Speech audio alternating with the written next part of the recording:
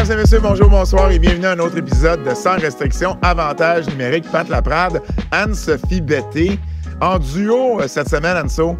Oui, bien, notre acolyte n'a pas pu être là aujourd'hui, donc on prend la relève. Je pense que c'est ça la force d'une équipe aussi, d'être capable de continuer à donner du contenu à nos auditeurs, puis ben d'être là, fidèle au poste, malgré la tempête, malgré tout ce qui peut se passer, on est là. C'est ce que j'allais dire. On tourne aujourd'hui. On est mardi le 11 novembre. Lendemain et matin de tempête parce que ça n'arrête pas de neiger. Signe que l'hiver est officiellement débuté. Et puis, ben, c'est pour ça qu'on vous parle aussi de hockey féminin, bien entendu, parce que ben, ça se passe l'hiver. Mais ouais, on vous donne quand même du contenu malgré les intempéries. Et ça aussi, c'est notre force ici à Sans restriction. Avantage numérique. Beaucoup de nouvelles depuis la semaine dernière, Anne-So. Puis je veux qu'on fasse le tour ensemble. Bon, les camps d'entraînement débutent officiellement demain. Donc, moi, je vais aller au camp d'entraînement de la Victoire de Montréal pas mal toute la semaine. Il y a des matchs préparatoires samedi et lundi prochain. Donc, on est encore un peu en mode, ben, on vous donne des nouvelles sur qu'est-ce qui se passe dans le hockey féminin. On n'a pas encore repris vraiment la formule plus habituelle de l'année passée, en fait. Ça va s'en venir. D'ailleurs, la semaine prochaine, on tourne vers la fin de la semaine et ça va être notre gros podcast, notre gros balado de prédiction sur la LPHF, qui on voit terminer au sommet du classement, qui on voit terminer au sommet des meilleures pointeuses, etc., etc. Donc ça va être la semaine prochaine. Cette semaine, plusieurs nouvelles. Puis je veux qu'on commence justement en parlant de la LPHF parce que les villes du fameux Takeover Tour, la grande tournée en français, qui ont été, ouais, la grande tournée, ça me fait toujours rire, qui ont été annoncées et Québec recevra un match le 11 janvier prochain, donc Centre Vidéotron pour la deuxième année consécutive. Québec va recevoir un match. Mais il n'y a pas juste Québec, hein? Il y a Hamilton, il y a Halifax en reçoit 2.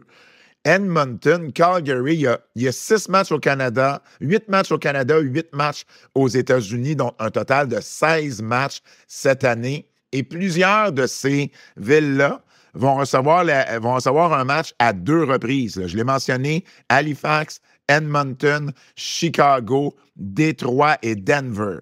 Moi, je ne sais pas pour toi, Anso, mais moi, ça me dit que si tu reçois 2 matchs, il y a comme des bonnes chances qu'on veut te tester pour avoir une franchise de la LPHF. Ben c'est sûr. Puis je pense que c'est le mandat de cette tournée-là, à voir c'est quoi l'engouement des partisans dans ces villes-là. On l'a vu l'année passée. Puis le débat, c'est plus de dire, ben là, correct, on est à Vancouver, on a reçu 17 000 personnes. Est-ce qu'on est capable de continuer à le faire? Et là, en ayant 2 matchs, comme tu l'as dit, je pense que en effet, c'est vraiment une question de dire, ben est-ce que ce marché-là peut être un bon marché pour les équipes de la LPHF? Parce que comme on l'a mentionné au dernier épisode, il va y avoir au moins 2 équipes jusqu'à un maximum de 4. Donc, je pense que définitivement, avec ces marchés-là, on va être capable d'établir peut-être un marché un peu plus réceptif au hockey féminin. Tu sais, Halifax, c'est sûr et certain que je pense qu'il y a un engouement là pour aller chercher le monde de l'Est, à Québec aussi. J'ai bien hâte de voir qu'est-ce que ça va donner tout ça. Mais là, la question se pose. Est-ce que Halifax vient de passer devant Québec? Est-ce qu'on voit Halifax comme un marché? En fait, est-ce que Québec est-ce qu'on veut avoir, et là, je vais bien poser ma phrase, là, est-ce qu'on veut avoir une équipe à Québec? Et de part et d'autre. À qui tu poses la question? C'est parce que la réponse va être différente peut-être d'à qui tu poses la question. Tu as raison là-dessus. Est-ce que les propriétaires du centre Vidéotron veulent avoir une équipe qui leur appartiendra pas? T'sais, ils sont propriétaires des remparts. C'est pour ça que c'est profitable pour eux d'avoir les remparts dans leur aréna. Est-ce qu'ils veulent avoir une équipe qui ne leur appartient pas? Est-ce que la LPHF serait prête à lever sa clause qui dit que les équipes ne peuvent pas être avec un propriétaire unique? Est-ce qu'on est rendu là? Est-ce qu'on n'est pas rendu là? Est-ce qu'on veut attendre de vendre toutes les équipes en même temps? Moi, c'est ce que je crois. Donc, si Québec s'il y a des non à certaines de ces questions-là, ben peut-être qu'on regarde justement davantage vers un marché comme Halifax pour aller chercher, comme tu dis, les gens de l'Est du pays. Ben, ça ferait quand même du sens parce que, à moins que, justement, la convention a été établie pendant un nombre de 8 ans. Fait que, d'après moi, le propriétaire se donne cet horizon-là avant de vendre. À moins qu'il dise, ben regarde, je pense qu'on a une belle opportunité, on a un beau produit, puis qu'on pense qu'on a une juste valeur marchande qui est intéressante aujourd'hui. Ben peut-être que Québec vont faire une offre, puis ils vont acheter cette équipe-là, puis ils vont décider de vendre. Par contre, je pense pas que c'est ce qui va arriver, puis c'est pour ça que je crois qu'Halifax deviendrait quand même un marché un peu plus intéressant parce que eux seraient corrects d'embarquer dans le mode de la franchise puis de dire, ben regarde, on embarque dans le modèle, puis lorsqu'il y aura des achats potentiels, ben à ce moment-là, un acheteur pourra le faire. Et qui sait, peut-être que ça va être à ce moment-là qu'on aura une équipe à Québec lorsqu'il y a vraiment il va y avoir des propriétaires uniques pour chaque équipe. Ben exactement. Puis en attendant, ben c'est sûr qu'aux États-Unis, du côté des États-Unis, Chicago est un marché que je vois depuis un certain temps. Détroit, on le sait, ont eu des matchs dans le passé également. Denver aussi. Donc, bref, quand Amy Shear parle d'au moins 2 à 4 équipes l'an prochain, puis bon, là, on va en parler tantôt, mais on ne sait pas ce qui va arriver avec Ottawa non plus dans un futur rapproché.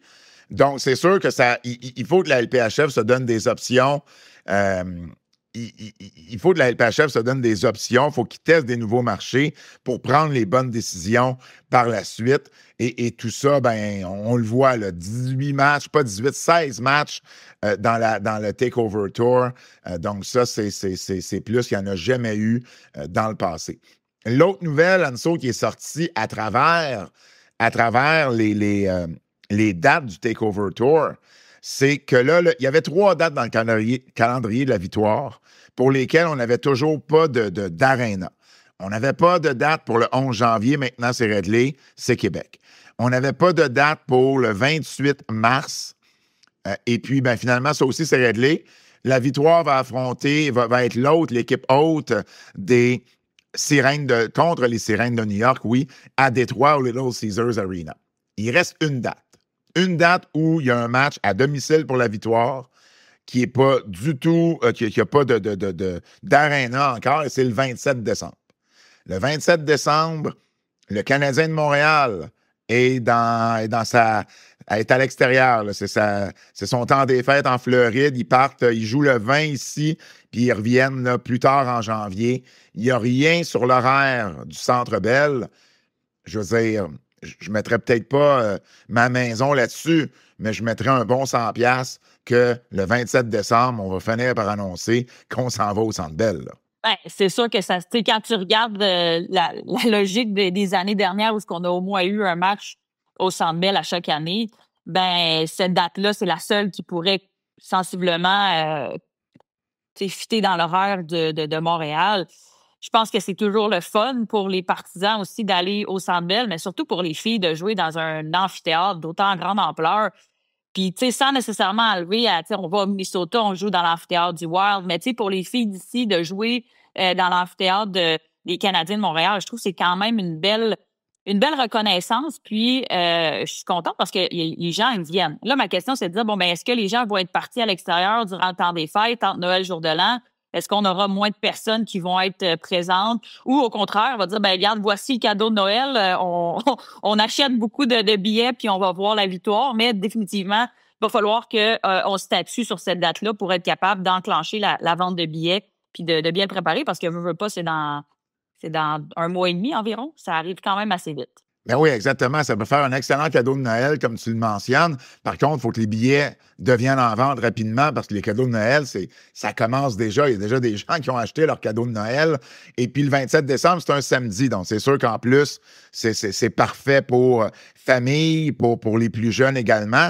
Par contre, moi, l'inquiétude que j'ai avec ça, c'est que 27 décembre, c'est aussi très rapproché du 11 janvier.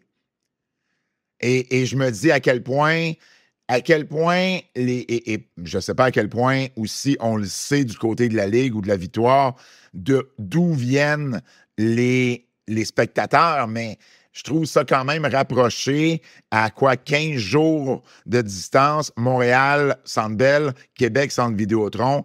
C'est quand même beaucoup de billets en peu de temps, c'est beaucoup de cadeaux de Noël. Et est-ce que justement, on va perdre à Montréal des gens qui seraient venus de l'Est de la province, qui vont préférer aller à Québec cette fois-ci, les gens du Saguenay, les gens de Rimouski, les gens de Rivière-du-Loup? C'est bien moins loin aller à Québec que de venir à Montréal. Mais s'il n'y a pas d'option de Québec, bien, peut-être que certaines seraient venus au Centre Bell. Donc, est-ce que ça va jouer sur la foule montréalaise? En tout cas, c'est une des inquiétudes que j'ai parce que si on veut avoir un 18-19 000 au Centre Bell puis un 18-19 000 au Centre Vidéotron, ben c'est quand même 35 à 40 000 billets là, qu'il faut vendre en l'espace de 2 semaines. On est à 2 mois exactement aujourd'hui, le 11 novembre. On est à 2 mois du match à Québec. Puis on est à 1 mois et demi j'imagine, ce qui serait le match au Centre Bell. Donc, il va falloir se grouiller, il va falloir mettre les billets en vente, il va falloir faire une grosse campagne là-dessus, parce que rappelle-toi, l'an dernier, ben, l'assistance au Centre Bell avait baissé d'avec la première fois.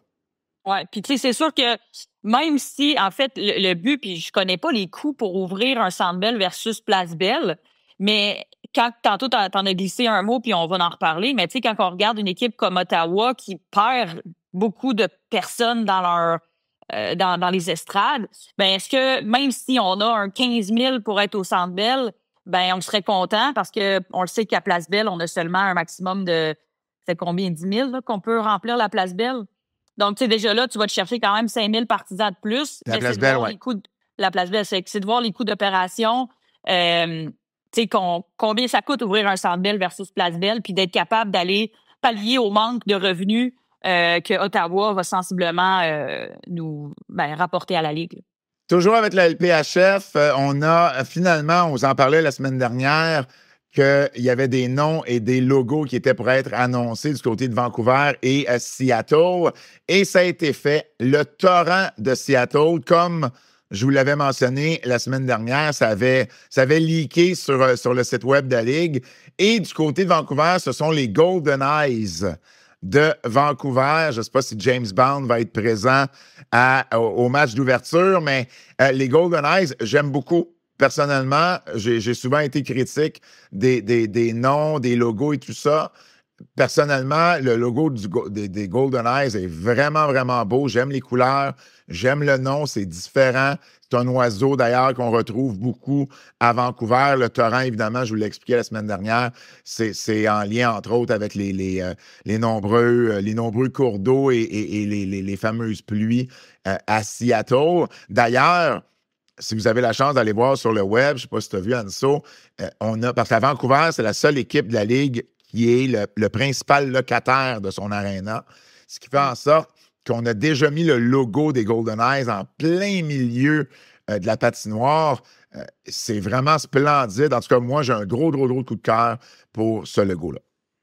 Ouais, puis j'aime l'idée. Ils ont fait une vidéo tu sais, qui présente le pourquoi en fait de ce logo-là, puis de l'explication un petit peu. J'ai trouvé vraiment ça le fun de voir, tu sais, la forêt qui est là, puis c'est un oiseau, comment qu'on veut partir une nouvelle histoire, que tu sais c'est dans les yeux. J'aime vraiment là l'histoire derrière ça, puis j'ai hâte de voir parce qu'on s'entend qu'à Vancouver, ça va être une équipe sur papier, du moins, on l'a mentionné, qui va quand même devrait se retrouver au top du classement. Mais moi aussi, j'ai un coup de cœur pour l'équipe de Vancouver. Ouais, pour vrai, Golden Eyes, très, très, très bon choix. J'aime bien. Puis c'est pas de Seattle, c'est mauvais pour autant, mais c'est bien aussi, mais j'ai un petit coup de cœur. Autant que j'avais un coup de cœur sur le chandail, ben, le logo, j'ai hâte. Tu vois, je trouve ça encore plus dommage. Parce que là, le logo, il est partout, là. Le Ouais, mais logo là, va c'est être sur le juste sur centre de les la patinoire, chandails. sur le gros écran. C'est juste sur les chandails qu'il l'aura pas. Tu sais, il va avoir des t-shirts, Mais des coton oui, ouatés. Ben, il y en aura quand même, mais je trouve ça, tu sais, il faut essayer de voir le côté positif, puis dans le sens que le fait qu'il va avoir les noms en diagonale sur les chandails, ça reste que c'est une opportunité, une collection unique. Tu sais, c'est un peu comme ça que j'aime le voir. Puis je comprends que les gens vont devoir peut-être en racheter d'autres les années suivantes, mais reste que c'est quand même spécial. C'est la première année que cette équipe-là va avoir existé. C'est la première fois et la seule fois qu'il y aura des chandails comme ça. Donc, tu sais, c'est correct d'être fâché un peu, Pat, mais je pense que, tu sais, à un moment donné, au final, il y aura quand même le reste de la merch qui va être les t-shirts, les cotons ouettés, les tucs, les casquettes. C'est juste vraiment les chandails qu'on aura à acheter en double, là, au besoin. Tu sais, moi, dans la vie, là, tu dis, il faut être positif. Moi, c'est une question de balance. Il faut être balancé. Donc, toi, tu es positif, moi, je vais être un peu plus négatif. C'est une balance, tu vois. On est balancé, toi puis moi. C'est mon signe astrologique, Pat. Mais je te donne juste un exemple comment... moi, je suis Capricorne, il paraît que c'est de la merde. Je suis Capricorne. Je suis Capricorne, ascendant Capricorne. Il paraît que c'est le pire des signes. T'es Capricorne, ascendant négatif. Mais je vais juste donner un exemple. Puis, bon, ça y est, ça c'est drôle. Mais juste donner un exemple, OK? Puis je vais en revenir. C'est comme n'importe quoi, là. Je finis toujours par en revenir, là. Mais mettons les cartes Upper Deck, là. OK? Donc là, cette année, là, il n'y a pas de logo sur les chandails. Ça veut dire que quand les cartes Upper Deck vont sortir à l'été prochain, l'été 2026, ça va être Vancouver avec les chandails de cette première saison-là, toujours sans logo. Alors que toutes les autres équipes vont avoir un logo. Ça veut dire que les premières cartes avec logo, c'est quasiment dans 2 ans. Alors que le logo va déjà être sorti depuis 2 ans. Tu sais, c'est des petites affaires, tu vas me dire, mais je me mets à la place d'un fan local qui, lui, veut être fier de son équipe, être fier de son logo, puis tu le sais, comme un logo, c'est important, là. Le Canadien de Montréal, sans le logo, c'est pas le Canadien de Montréal, tu comprends? Et c'est juste des petits détails comme ça. Puis bon, regarde, je vais en revenir, mais c'est ça. Fait que oui, on est balancé. À 2, on est balancé. C'est ça l'important. OK. Série de la rivalité. Bon, ça n'a pas été comme prévu. Ça, c'était pas trop balancé, là. Oh, c'était pas balancé. Ça n'a aucun sens. Je vais utiliser le mot dégelé. Je pense que quand tu fais le cumul des 2 matchs, le Canada a subi une dégelée. Puis les États-Unis, oh, watch out pour les Olympiques parce que ça risque d'être fort. Qu'est-ce que tu as pensé de cette série-là, de ces 2 premiers matchs-là? Ben, premièrement, la première des choses, j'étais vraiment contente pour Eve Gascon qu'elle puisse accumuler un peu de l'expérience. J'ai trouvé ça plate parce que ça n'a pas été le meilleur match. Puis c'est pas pour... elle a bien fait, tu sais, c'est pas de sa faute, là, dans le sens que, tu regardes le but à Taylor Heisey qui dévie, tu sais, c'était pas nécessairement des buts faibles qui a été laissé de sa part. Je pense que le Canada n'a pas nécessairement performé à la hauteur de ce qu'il s'attendait. Il y a quand même des joueurs qui manquaient là, du côté du Canada, tu sais, en raison des blessures ou parce qu'on voulait évaluer d'autres filles. Mais, tu sais, Abby Murphy, un tour du chapeau. Je me dis, elle a compté tous ses buts du même endroit. Et comme un année, essayez de regarder, là, l'avantage numérique des États-Unis a été extraordinaire. Puis, tu sais, quand tu regardes le prochain match, ben c'est Hillary Knight qui fait un tour du chapeau. Fait que c'est sûr que ça a été... Ouais. J'ai beaucoup aimé Edwards. Un lancer, c'était incroyable. Tu sais, c'est comme... Elle est tellement grande. Elle est quoi, 6 pieds 1, imposante, une jeune prodige. Ça promet beaucoup du côté des États-Unis. Par contre, on le sait, ça se passe toujours sur la glace. Fait qu'on sait jamais qu'est-ce qui peut arriver. Puis, de vivre de l'adversité, ben c'est pas nécessairement mauvais. De voir comment que l'équipe se comporte quand on tire de l'arrière. Tu sais, on regarde le Canada, ils ont essayé de rapprocher le haut pointage. Finalement, les États se sont envolés, mais je pense que c'est pas nécessairement mauvais. Puis, tu sais, dans la défaite, il faut être capable d'apprendre. Puis, tu sais, du côté des États-Unis, ben, il faut pas nécessairement s'enflammer la tête puis dire, hey, ça va être une marche dans le parc parce que, tu sais, on les a battus avec des gros pointages. Mais c'est sûr et certain que le Canada va devoir revisiter un peu leur structure, probablement en désavantage numérique. C'est sûr qu'une fille comme Anne-Renée Desbiens, est-ce qu'elle aurait pu faire une différence dans le filet? C'est des questions qui se posent. Donc, c'est pour ça que je veux pas nécessairement trop m'emballer pour les Olympiques. Mais quand je regarde le match en tant que tel, c'était vraiment une domination du côté des États-Unis, là. Absolument. Puis, tu sais, au niveau des scores, ça finit 4-1, 6-1. Au niveau des tirs au but, évidemment, l'écart est plus serré. Il y a eu beaucoup d'avantages numériques aussi. On a été indisciplinés du côté canadien.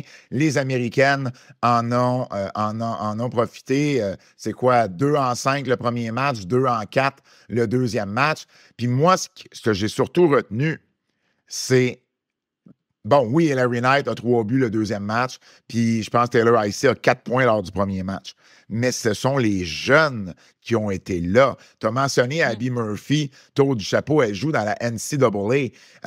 Layla Edwards, 3 points lors du deuxième match, elle joue dans la NCAA. Caroline Harvey à la défense, elle joue dans la NCAA. T'imagines quand parmi tes meilleures joueuses, c'est même pas encore des joueuses qui jouent dans la LPHF, qui jouent pro, c'est ça qui fait peur. Puis bon, en même temps, ça démontre à quel point la prochaine cohorte pour le repêchage, elle est très forte. Parce que justement, on va avoir les Abby Murphy, les Caroline Harvey, les Layla Edwards. Donc, c'est sûr que les équipes qui vont les obtenir obtiennent toute une joueuse. Il n'y a pas de doute là-dessus. Puis je ne veux pas pointer le doigt sur personne. Puis c'est correct. Je l'ai dit la semaine passée, je le répète, on voit vraiment ces deux matchs-là comme étant des matchs pour évaluer le talent. Donc, on a essayé des choses, on a essayé des combinaisons, on a essayé des joueurs. Il y a des joueurs qui n'étaient pas là, d'autres qui l'étaient. C'est pas la formation finale qui va représenter le Canada aux Olympiques non plus. Puis bon, sans être alarmiste, je disais tantôt, il faut surveiller les Américaines. 100% qu'il faut surveiller les Américaines. Mais rappelle-toi, 2002, où le Canada avait perdu ses 8 ou 9 matchs contre les Américaines dans les matchs préparatoires, puis ont fini par gagner aux Olympiques. Donc, tu sais, les Olympiques, c'est une bête, c'est un animal à part entière qu'il faut prendre différemment. Par contre, ça nous donne au moins un aperçu d'à quel point ces jeunes joueuses-là américaines sont très, très fortes. Et puis, ben, le Canada peut être capable des contrer adéquatement. Du côté de la victoire de Montréal, évidemment, Marie-Philippe Poulin a marqué un but. Et Elise Camara, du côté des Américaines aussi, a marqué un but lors du deuxième match plutôt. Marie-Philippe, c'était aussi lors du deuxième match. Donc, Mais 6-1, est-ce qu'on peut parler 4-1. Les prochains matchs vont avoir lieu en décembre. Est-ce qu'on peut parler du lancer, du fake lancer de Taylor Heise qui a fait une passe du revers? Ah! C'était écœurant. Ah, c'était fou, ça. Puis t'as vu la réaction de l'entraîneur, là, il avait la bouche là, bien grande ouverte en voulant dire « Wow! » Et ça fait longtemps qu'on n'a pas vu un jeu comme ça. Puis je sais pas si c'était préparé ou s'ils ont déjà fait ça en pratique, mais honnêtement, quelle qualité. Puis la gardienne ne pouvait absolument rien faire, là. Pauvre joueur qui était là, tu sais, en voulant dire elle n'a pas le choix d'honorer. Là. Taylor Heise a un vraiment bon lancer, mais c'était de toute beauté. Oui, c'était le but d'Elise Camara, justement, où elle a fait une passe à Camara pour qu'elle marque. C'était vraiment un superbe jeu. Je me demande juste si elle se serait permis de faire ce jeu-là si le score n'avait pas été 4-1 pour les Américaines. Moi, je pense que oui, parce que ça marche. OK. Tu sais, sa lecture de jeu, elle fait en sorte qu'il n'y avait pas nécessairement de... tu vois qu'elle la regarde quand même. C'est pas un jeu à une passe à l'aveuglette. Là. Elle savait qui était là. Elle savait les chiffres, autant du côté défensif que elle à l'attaque. Puis moi, je pense que c'était bien calculé comme manœuvre.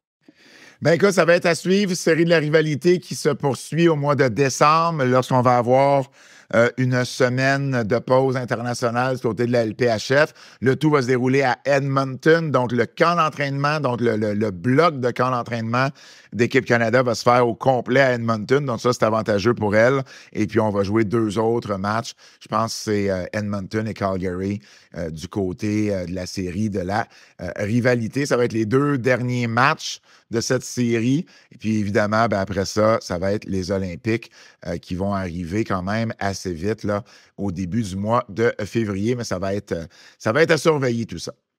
Le Canada n'a peut-être pas gagné, Anso, mais le Québec a gagné.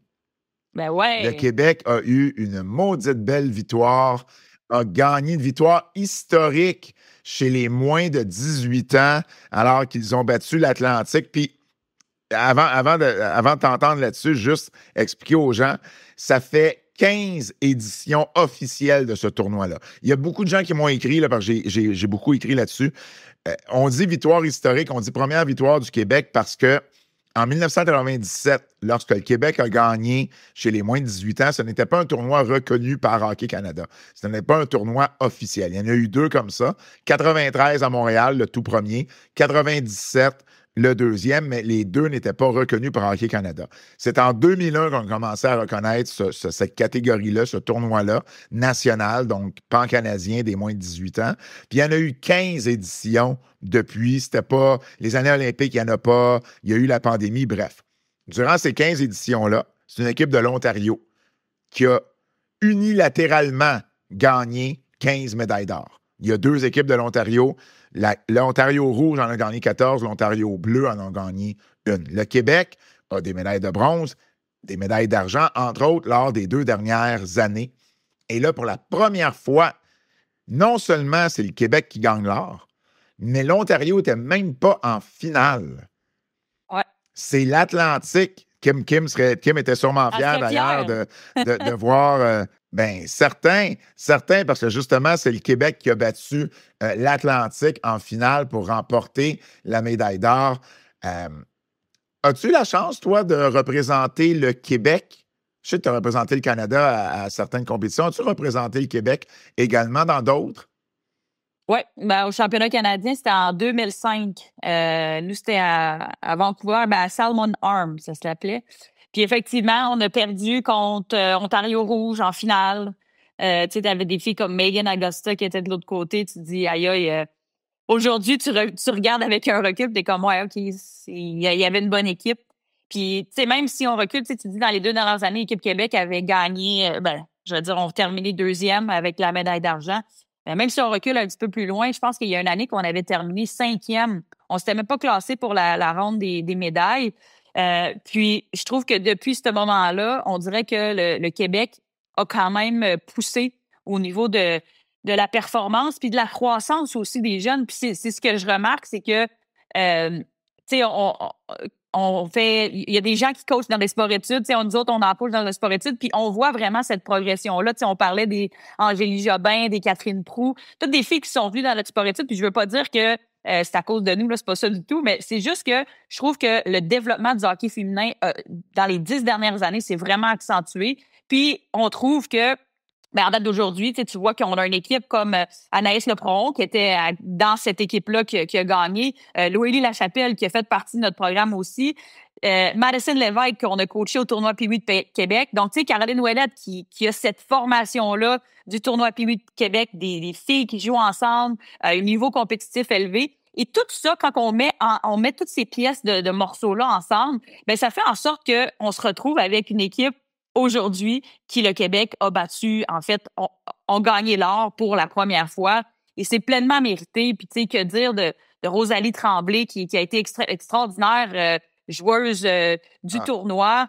Et tu sais, je pense que la relève, tu sais, de plus en plus, on commence à avoir du talent.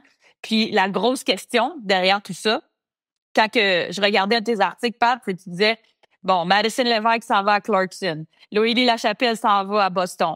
Toutes ces filles-là s'en vont dans des équipes universitaires américaines et on perd encore ce talent-là à l'étranger qui s'en va aux États-Unis. Donc, c'est un gros défi pour les universités canadiennes de garder ces filles-là en place. Mais quand je regarde le développement de la relève, je trouve qu'on est beaucoup plus présent puis beaucoup plus performant qu'on l'était il y a 20 ans. Là. Mais je suis content que tu me parles de ça parce que c'est difficile pour les universités québécoises de compétitionner avec les universités américaines. C'est difficile parce que on n'a pas le même budget. On a vraiment pas le même budget. C'est pas les mêmes données qu'on a. Tu sais, ici au Québec, par exemple, on est limité, là. on peut pas payer une joueuse. Le maximum qu'on peut faire, c'est de lui donner, de lui rembourser ses frais d'études. Mais même là, il y a quand même il y a quand même des barèmes qui sont relativement stricts. Tu sais, au Québec, là, il y a 14 joueuses dans une équipe que tu peux aider financièrement jusqu'à la valeur de la totalité des frais de scolarité. Ce qui veut dire que s'il y a 15 crédits, c'est 5 000 $. Mais ce n'est pas toutes les universités qui ont le budget pour donner 5 000 $ à 14 joueuses. Donc, ce n'est pas tout le monde qui reçoit ça. Et ce qui fait en sorte que quand tu regardes ce que les universités américaines peuvent donner, je veux dire, moi, j'ai entendu, là, il y a une Québécoise, entre autres, là, qui n'est pas encore dans la NCAA, OK? Mais l'offre qu'elle a reçue, c'est 30 000 $ US avec un full ride au niveau évidemment, des frais de scolarité, avec la nourriture fournie, un appart fourni. Je veux dire, il n'y a aucune université au Québec qui peut compétitionner avec ça. Alors, c'est sûr que le choix est facile pour certaines. Mais c'est ça le problème, puis on en parlait. Puis, tu sais, mets-toi dans la place des jeunes. Si tu te fais offrir tout sur un plateau d'argent, je te paye tout ton équipement, je te donne des bâtons, tout est payé. Puis, en plus de ça, tu vas recevoir de l'argent. Tu sais, c'est sûr que tu dis, OK, oui, je veux croire à la croissance du U-Sport puis du hockey universitaire canadien. Mais à un certain moment donné, c'est pratiquement impossible. Puis, c'est ce que je me dis tu sais, à un moment donné, comment que ça va... Comment qu'on va arriver à des fins pour garder un certain talent? Parce que c'est sûr que toute l'élite vont partir. Puis, mets-toi dans leur place. Tu te fais offrir ça ou que tu te fais offrir, hey Pat, je t'aime bien, là, j'aimerais ça que tu viennes jouer pour moi. Je pourrais peut-être essayer de te payer la moitié de ton école. Ça t'intéresse-tu? Et voilà, ben c'est ça. Tu sais, le choix est simple dans ce temps-là. Puis, tu sais, l'élite veut jouer avec l'élite aussi. Et puis, en ce moment, ben, on prend des décisions qui vont un peu à l'opposé de ça, parce que là, on amène une autre équipe dans le RSEQ. Donc, veut pas, à 5 équipes, ça va diluer le produit. Et on parle d'en amener une 6e avec le vert et or. D'ailleurs, au niveau masculin, le vert et or est déjà à la recherche d'un entraîneur. Est-ce que le côté féminin, le penchant féminin, le pendant féminin plutôt, va arriver bientôt, plus vite qu'on le pense? Il n'y a pas de confirmation, il n'y a rien qui a été annoncé encore à ce niveau-là, mais c'est quand même inquiétant parce que justement, l'élite veut jouer avec l'élite. Et là, en ce moment, ben, je suis pas sûr que l'année prochaine, dans le RSEQ, ça va être encore une ligue aussi élite que ça l'est à 4 équipes. Puis oui, vous allez me dire, ben là, à 4 équipes, c'est pas beaucoup. Non, mais le bassin de joueuses est peut-être pas là. Puis on en a déjà parlé quand on a fait notre spécial, entre autres, à RSEQ, mais c'est toutes des questions qu'il faut se poser. Puis je pense que ça ne se réglera pas en une année ou deux, là. C'est sur une longue période qu'on va peut-être pouvoir régler ça. Mais effectivement, là, tu parlais, Rosalie Tremblay s'en va au Wisconsin. Le Wisconsin, là, c'est la grosse université qui gagne là, avec Ohio State à peu près tous les championnats féminins des dernières années. Loélie Lachapelle s'en va à Boston U. Laurie Aubin à Connecticut. Zoé Charland avec Vermont. Maëlie Laforge à Dartmouth. Pénélope Saint-Pierre à Colgate. Puis Madison Lévesque à Clarkson. Ça, c'est toutes des filles qui ont remporté l'or avec Équipe Québec et qui, l'année prochaine ou la suivante, s'en vont dans la NCAA. Et il y en a certaines là, qui restent ici, mais elles sont en minorité présentement. Donc, c'est un bon point que tu amènes là. Mais revenons, là, c'est moi qui vais être positif, là, Anso. C'est rare, ça arrive, mais revenons à la performance de Rosalie Tremblay. Rosalie Tremblay, là, ça fait plus d'1 an qu'on en parle comme une joueuse spéciale. Ça fait 2 ans consécutifs que c'est la capitaine d'Équipe Québec. Et là, ben, veut pas, ça y amenait peut-être une certaine pression supplémentaire. Puis j'ai eu la chance de m'entretenir avec elle. Puis c'est fou comment c'est vraiment une capitaine, là. Il n'y a pas une fois qu'elle a pris le crédit pour quoi que ce soit. C'était toujours les autres, c'était ses coéquipières. Elle a gagné le titre de joueuse par excellence du tournoi, mais c'est aussi parce qu'elle avait des bonnes coéquipières. C'est un jeu d'équipe.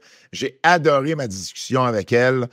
Puis je trouve que ça augure bien pour une joueuse qu'on me parle en bien depuis déjà un certain temps.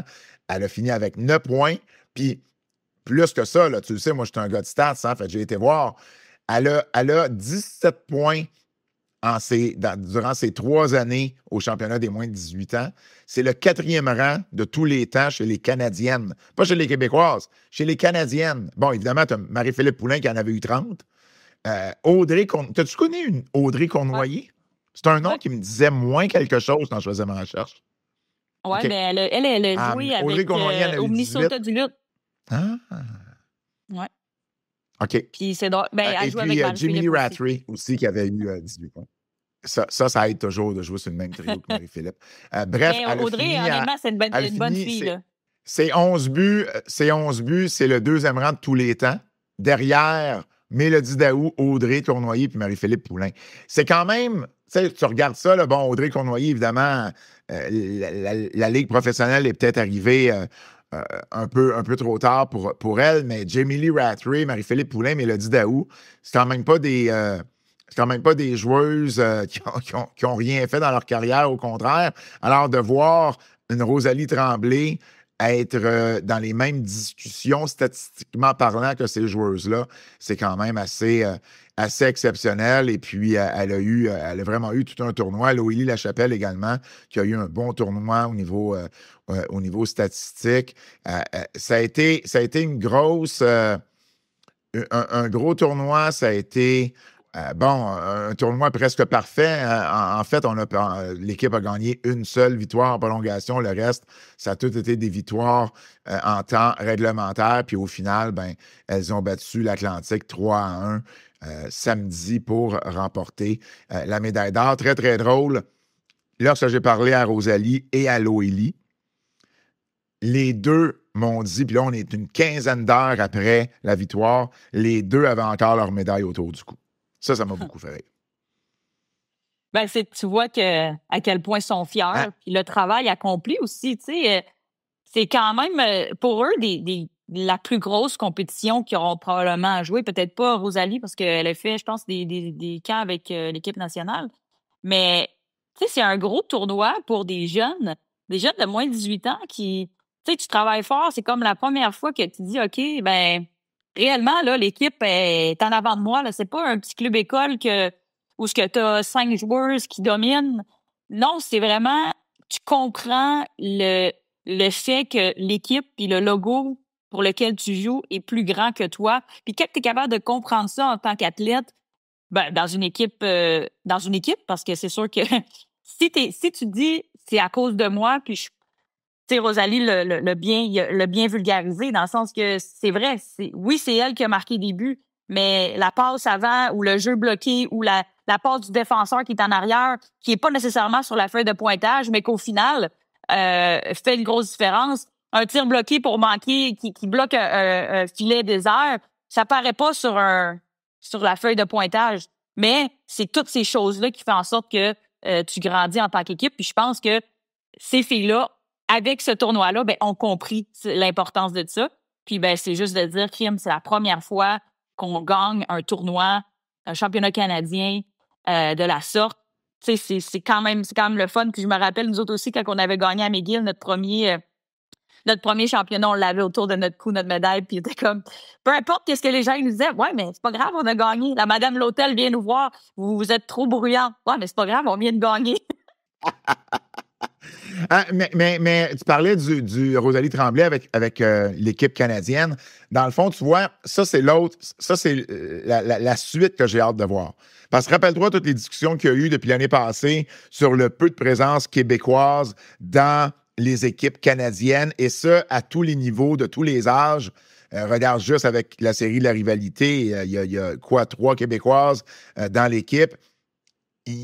On apprend qu'il y a des recruteurs d'Équipe Canada, de Hockey Canada, qui viennent même pas au Québec voir les jeunes joueuses. Donc, tu vois, au mois d'août, dans l'équipe qui a affronté les États-Unis chez les moins de 18 ans, parce que là, il va y avoir le championnat des moins de 18 ans, le championnat mondial des moins de 18 ans en janvier. Au mois d'août, il y a eu une série contre les États-Unis. Il y avait juste 3 Québécoises. Rosalie Tremblay, Anaïs Lepron à la défense, puis Léa Rose Charrois devant les buts, une des 2 gardiennes d'ailleurs qui était pour Équipe Québec. Mais il y en avait plus, là. Au total, là, il y était 8, je pense, à avoir été au camp d'entraînement, dont Aubin, Lévesque, Lachapelle, Laforge, puis l'autre gardienne de but, Ariel Côté. Là, le Québec gagne le championnat canadien. Puis, selon ce que j'entends, ben, les sélections finales vont se faire baser, évidemment, sur le camp d'entraînement, sur la série contre les États-Unis, mais également avec le championnat canadien. J'ai hâte de voir si on va encore se limiter à 3 Québécoises ou si on va comprendre que, ben, Colin, il y en a du talent au Québec, puis qui pourrait aider une équipe canadienne. Ça, j'ai hâte de voir ça. Ben, je me croise les doigts, puis j'espère que la réponse est qu'on ne va pas se limiter à 3.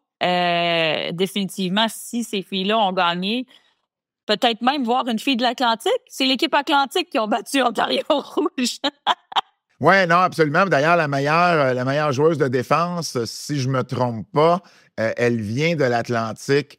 Je ne me rappelle pas de son nom, Megan. Elle a marqué le seul but face au Megan Massé. Mais ouais, là, évidemment, je l'ai pas prononcé comme il faut. Là. Megan Massé, qui a été la meilleure joueuse, la meilleure défenseuse. Parce que Megan Massé, ça répète la fille à Manon Massé. Pour l'Atlantique.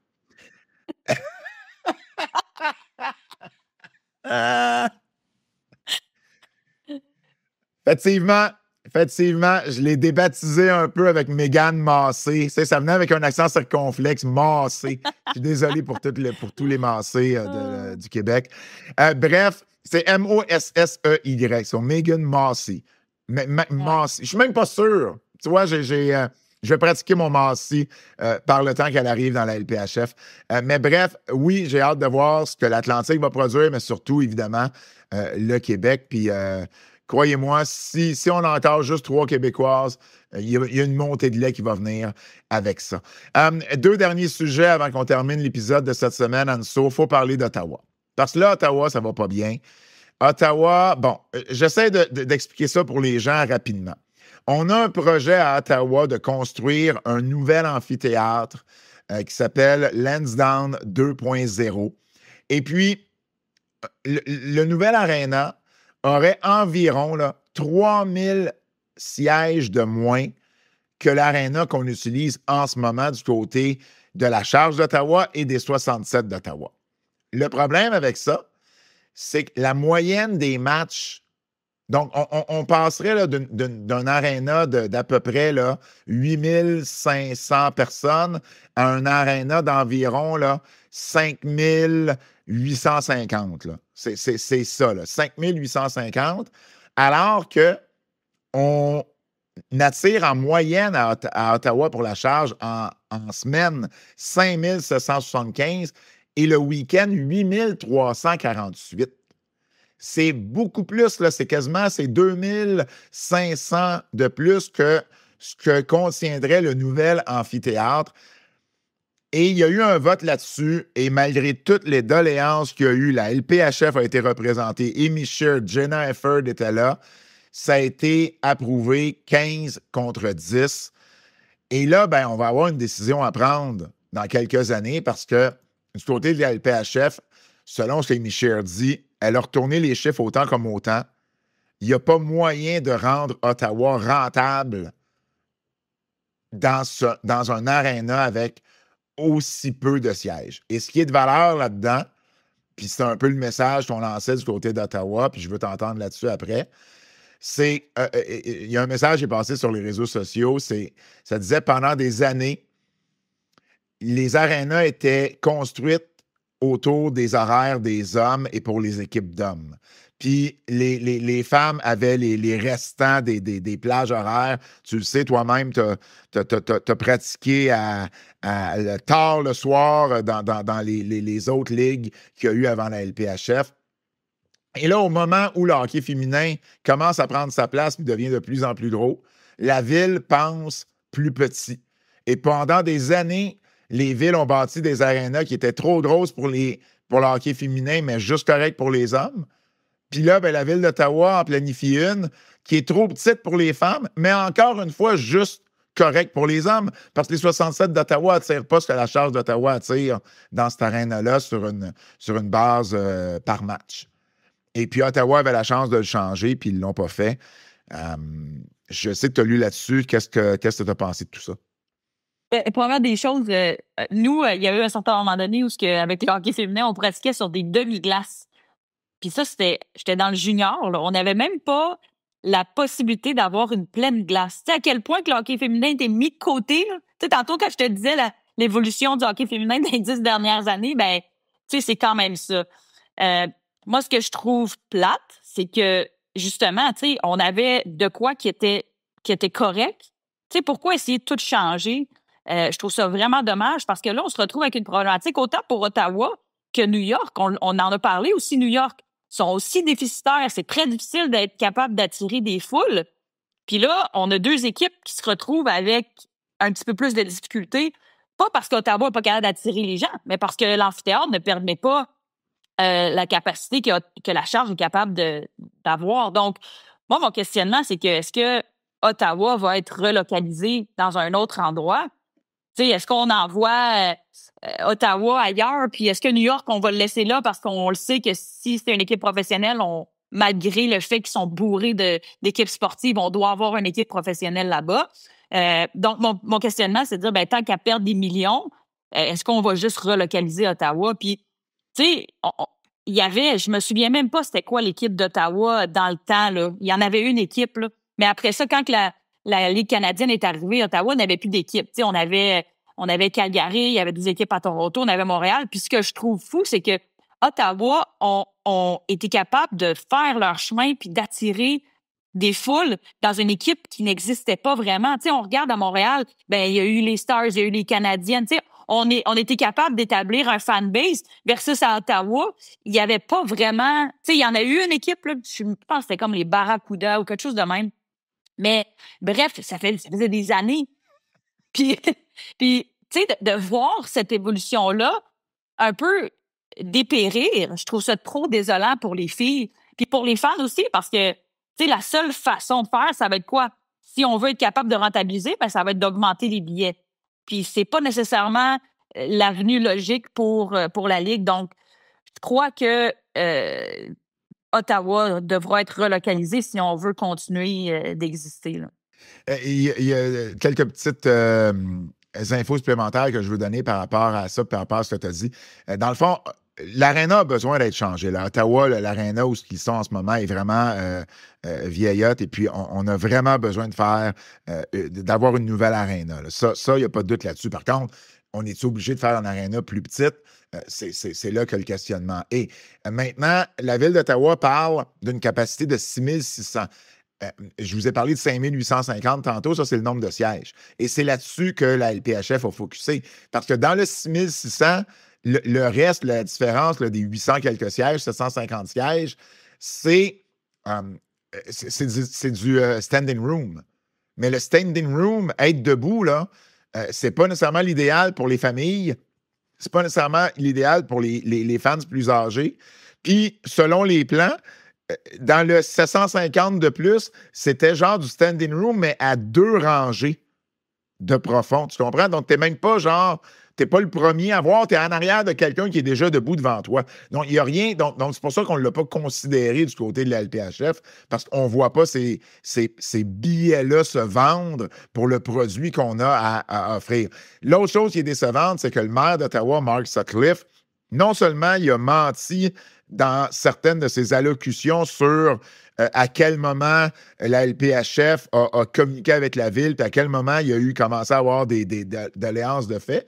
Mais il a été un peu condescendant parce qu'il disait, ben, de toute façon, je peux pas commencer à... Dans le fond, OK, il y a deux choses. La Ligue ne voulait pas se commettre passer 2031 parce que la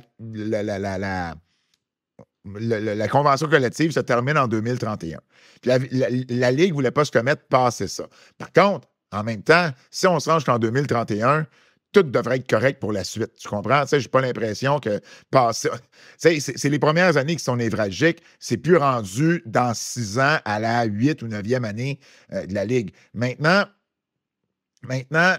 Mark Sutcliffe, le maire, il a dit, ben, de toute façon, si vous êtes, pour connaître autant de succès, pourquoi je focuserais sur vous? Vous allez finir par déménager dans plus grand. Puis je suis comme fait, ben oui, mais Colin, ça ne marche pas de même, là. Tu sais, tu peux pas utiliser un aréna plus grand juste parce que éventuellement tu penses peut-être te rendre là. Puis Amy Shear a eu la meilleure réponse à ça. Elle dit, écoute, si on a 13 000 fans par game, elle dit, je vais être la personne la plus heureuse au monde. Mais là, c'est pas la réalité, là. Ils sont capables de le faire une fois par année, peut-être deux, peut-être pour les séries éliminatoires. Mais tu sais, je pense qu'on a vraiment été de mauvaise foi du côté d'Ottawa. C'est le plan qu'on avait. On n'a pas considéré vraiment la charge d'Ottawa là-dedans. Je trouve ça désolant parce que Ottawa a été un excellent marché de hockey pour un marché là, qui n'avait pas d'équipe dans les dernières années. Tu sais, parce que Ottawa, rappelle-toi, Anso, c'est la seule ville qui découlait pas d'une ville qui avait du hockey dans la PHF. Là. Mais moi, je me questionne pourquoi. Alors, mettons, là, faire une équipe, une aréna, puis de mettre 1000 sièges de plus. Là. Combien ça peut coûter? Rendu là, tu la refais, l'aréna. Tu sais, pourquoi tu limites? Ça coûte quoi? Moi, c'est ça que je me pose comme question. Mais c'est sûr, ça doit coûter des millions. Là. Je veux dire, tu sais, j'imagine que c'est. Pour ajouter comme 500 à 1000 sièges, des millions. Ben, écoute, des centaines de mille, c'est sûr qu'il y a un prix à ça. C'est sûr qu'il y a un prix à ça. Parce que ça demande une disposition différente. C'est pas juste ajouter des sièges. Ça veut dire que le building doit être plus grand. Ça veut dire que c'est plus de béton, c'est plus de construction. Les couloirs doivent être différents. Les accès, 1000 sièges de plus, c'est peut-être 2 toilettes de plus, c'est peut-être 2 concessions de plus. Tu comprends? Il y a tout ça qui est à voir. Fait que, je doute pas qu'il y a des coûts reliés à ça. C'est juste que je trouve juste qu'on a mal évalué qui était pour louer l'aréna, puis qu'est-ce qu'on avait réellement besoin, au point de se questionner à savoir si on s'est vraiment préoccupé de ce que la charge était pour amener à tout ça, parce que je me souviens là, d'avoir lu à un moment donné qu'on s'est même obstiné sur les... On donnait pas les bons chiffres. Genre, on donnait des moyennes d'assistance qui n'étaient pas les bonnes. Alors que la LPHF amenait, puis moi, je les ai, ces moyennes d'assistance-là, puis je peux te jurer que la LPHF a donné les bons chiffres. Fait que, tu sais, à un moment donné, je pense qu'on a été un peu de mauvaise foi du côté d'Ottawa. Puis c'est dommage, parce que si jamais Ottawa perd son équipe de hockey de la LPHF, ben c'est la ville qui va être à blâmer uniquement. Il n'y a pas personne d'autre qui va être à blâmer pour ça. Je veux terminer en parlant de RSEQ, Anso, parce que en fin de semaine, bon, Concordia et Bishop sont encore gagnés leur match. On est 2e et 3e. Bishop, c'est 2e du U-Sports. Concordia est 3e. C'est évidemment UBC qui est premier, qui a une fiche parfaite. Mais à travers tout ça, Jessimo Drapeau, la Québécoise, qui va être disponible pour le prochain repêchage de 2026, a connu tout un week-end, 5 points en 2 matchs. Elle est maintenant rendue à 12 points en 7 matchs. C'est l'enfer comment les sites... Puis ça, là, je pense que je vais en faire mon pet peeve cette année. C'est difficile d'aller chercher des statistiques. Le site du U-Sports ne donne pas les mêmes stats que le site du RSEQ. Puis je suis pas mal sûr que si je demandais à Concordia, il y aurait peut-être un 3e chiffre. Je comprends pas comment c'est compliqué de compiler des stats. Mais bon, elle a 12 points en 7 matchs. C'est la meilleure moyenne de points par match du U-Sports en ce moment.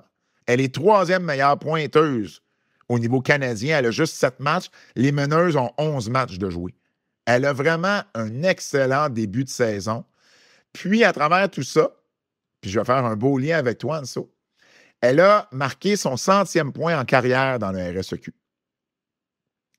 Et ça, 100 points, là, il n'y en a pas une tonne qui ont fait ça dans l'histoire du hockey féminin universitaire québécois. Puis bon, je disais que les stats, c'était compliqué, là. Ça l'est aussi historiquement parlant, là. Parce que là, tu as Elite Prospect qui a une partie de stats. Tu as les universités sur leurs sites qui en ont. Tu as le RSEQ qui en a un peu.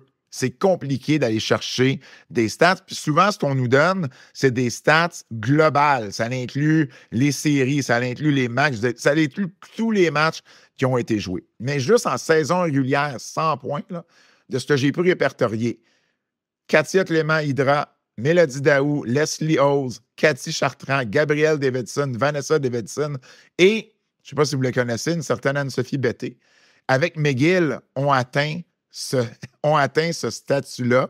Ariane Barker, Kim Deschênes et Josiane Legault avec les Carabins.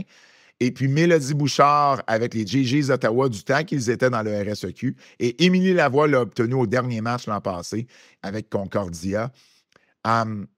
C'est quand même un plateau qui n'a pas été atteint souvent dans l'histoire. Puis là, il y en a sûrement d'autres. Tu sais, Shauna Dennis, là, tu nous as déjà parlé sur le podcast, Anso, je ne les ai pas, ces stats. Corinne Swirsky ou Lisa-Marie Breton, on ne les a pas, les stats. C'est fou comment il y a une partie de l'histoire du hockey féminin qui se perd là, en statistiques. Ça me désole. Mais je vais revenir au positif. Je suis beaucoup trop positif cette semaine. Jessie Maude, le plateau de 100 points, je trouve ça vraiment cool. Ben oui, honnêtement, c'est... Tu sais, puis on l'a mentionné dans le premier épisode, à quel point c'est une fille qui travaille fort. Puis je pense que cette fille-là, c'est pas nécessairement de dire, OK, c'est moi qui marque tous les buts, mais tu sais, on l'a vu, les belles passes, la belle complicité avec Émilie Lavoie.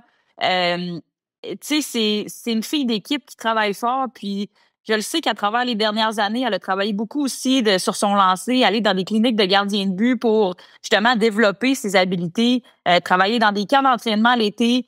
Puis, tu sais, toutes ces choses-là, ça fait en sorte que nous autres, on essaye de dire aux jeunes, lancez des rondelles, vous voulez améliorer votre tir du revers, votre tir de lancer frappé, lancez-en des rondelles, il n'y en a pas de secret. Puis, je trouve que c'est vraiment qu'est-ce qu'elle fait. Puis, au fil des années, j'ai appris à la connaître, mais autant qu'elle est structurée niveau nutrition, qu'elle est structurée à l'école, que dans les pratiques. Puis moi, j'adore ce type de personnes-là parce que, tu sais, c'est un peu je me vois beaucoup en elle dans le sens que il n'y a jamais rien qui a été facile. Il a tout le temps fallu travailler fort. Puis c'est le fun que finalement ça rapporte. Puis je veux pas dire que les gens dans la vie, d'habitude, tu fais quelque chose pour avoir de quoi en retour.